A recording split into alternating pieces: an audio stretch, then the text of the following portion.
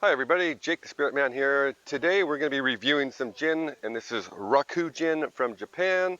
Before we get too far, don't forget, if you do like this video, give me the thumbs up, subscribe to my channel, share it with your friends, and give me comments if you want to see something for me to review in the future of Jake the Spirit Man, and ring that bell for notifications. So let's talk about Roku Gin. This gin I haven't ever tried yet, but it's apparently got amazing reviews all over the world. A lot of people seem to like it. It is apparently a dry gin. It is, like I said, from Japan, but also the thing is it is from Suntory Distillery, which makes a lot of really amazing whiskeys. They've been making gin actually since 1936, and it wasn't this gin. This one was launched in 2017, I believe, but they were making a gin called Herman's, and they've been making gin for a long time. The interesting thing about the Japanese is they do things, I mean, to extreme, they're perfectionists in a lot of ways. They add 6 different botanicals to this gin compared to a lot of the normal botanicals that are in here already. And the 6 different botanicals are known for just in Japan, and they're representing the 4 seasons of the year, so the spring, the summer, the fall, and the winter. And they take those botanicals and they pick them in the 4 different seasons, or 6 different botanicals in the 4 different seasons. And they actually go to the full length that they actually distill them, each one of them separately, in different types of stills and different temperatures to get the best aroma, the best flavors from those botanicals in a grain alcohol, and then they put it into the gin. So this gin does have 8 normal botanicals. It has juniper berries, it has coriander seeds, cinnamon, angelica root, whole pile of things like that that are in a normal gin. So it hasn't, drifted too far away from a gin. It is still definitely a gin, but the botanicals they put in here are, known for Japan. Like I said, it's got a really sexy bottle. I think it's a really classy. I do believe that a bottle of anything, when you're drinking a spirit or buying a spirit in a shop, your first taste is in the bottle. You look at it and you go, wow, that looks pretty. It's kind of like when you go to a nice restaurant and they give you a nice plate of food and the presentation is amazing. You just go, wow. You haven't even tasted it yet.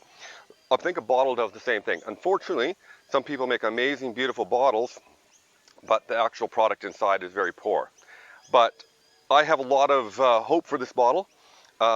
Gin is one of the things I love. Gin is a big craze now around the world and it's a big fad right now, but I've been drinking gin since I was just a wee pup. So the problem with me with gin is a lot of times I get disappointed. I do buy a lot of gins and I go, wow, that is a really poor product, even though I might have got some amazing reviews.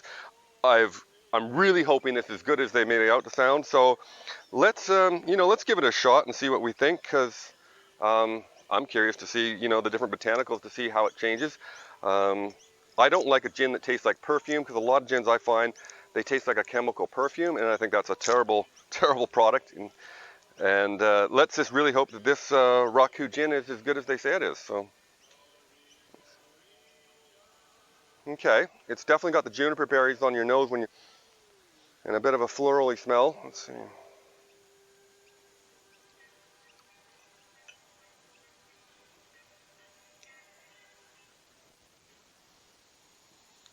So on the nose, you got a citrusy kind of a tea smell. And by the way, the 6 different botanicals that they use in here to represent the 4 seasons, I'm going to list right up here, and they are unique to Japan. And I'm going to put them in order here. It's not heavy on the nose. I thought it would be a bit heavier with the different botanicals in there, but it's not super strong. But you definitely smell the citrus, the juniper berry, maybe a bit of a tea smell, because they do put a green tea in here. Let's taste it and see what we think. Oh, wow. That's different. That's quite different. It doesn't have the chemical perfumey taste that you get from a lot of gins. It is at a bit higher alcohol content too. This is at 43% alcohol compared to a normal 40%. So, but it's got a little bit of a burn, which actually, now that I've been reviewing a lot of spirits, actually I like, because usually when you lose that burn, that's because they've added some sugar in it to take that out. I don't think they've added sugar to this. I think this is a fairly natural product.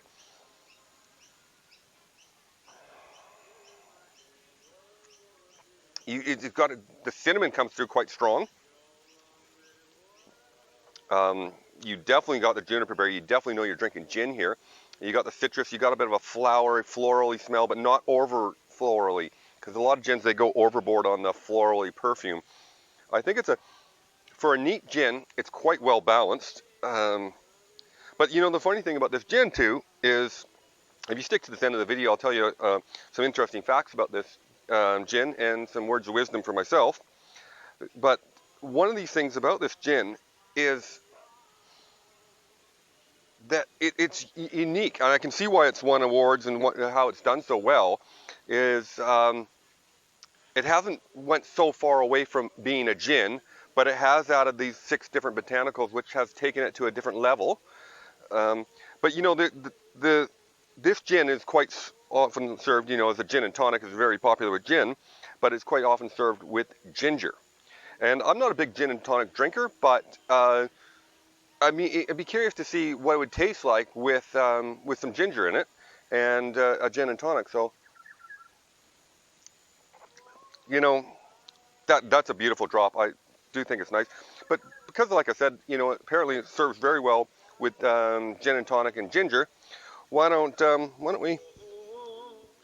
we give it a shot? Something I prepared earlier.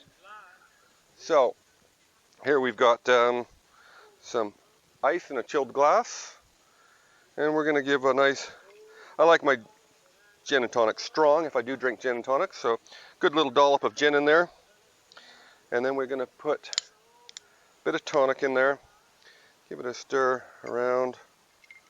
Chill your gin nice. Now, they recommend to put 6 slices or sticks of ginger in there to represent the 6 different botanicals. It's good luck. So we're going to put that in there. Now we're going to pour some tonic in there.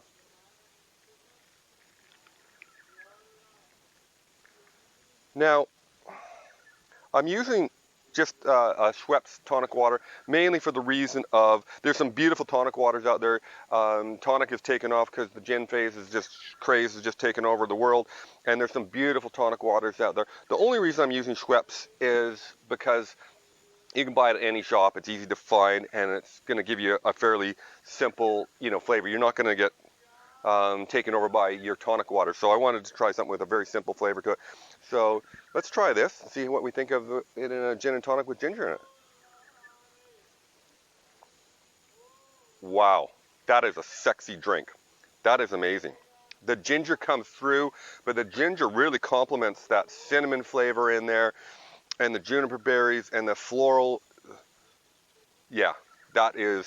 I'm not a big one on you know, highballs, cocktails and stuff. I pretty much drink most of my spirits neat, but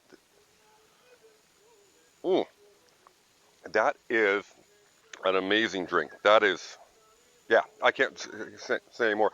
I definitely recommend getting this bottle of gin, putting it in your liquor cabinet. Like I said, if I give gin a good review, that means it's a good gin, because I would say about 80% of the gins that I've bought, I wouldn't recommend to anybody. They taste like perfume in a bottle or chemicals or things. And this, Japan has done a great job on this bottle. And for today's, my words of wisdom are that, you know, there's one thing. If you know, there's certain people that are pessimists, and there's certain types of people that are optimists. But one thing is, both pessimists and opposites, if they are beverage enthusiasts like myself, if you're a pessimist and your glass is half empty, or if you're an optimist and your glass is half full, the great thing about both of them, if they're beverage enthusiasts, they both have something in their glass.